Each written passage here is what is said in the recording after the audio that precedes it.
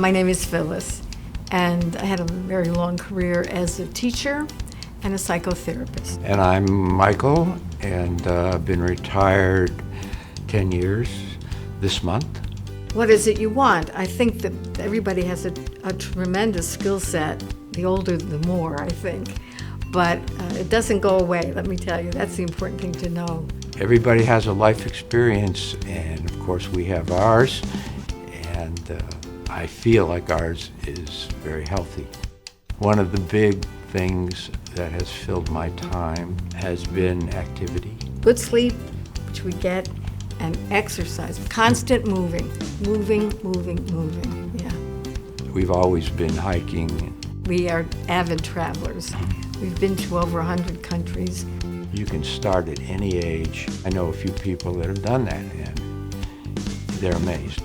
And look at the things you maybe bypassed or really didn't focus on, and figure out things that you can do at any stage in life that are exciting. It's different for everybody.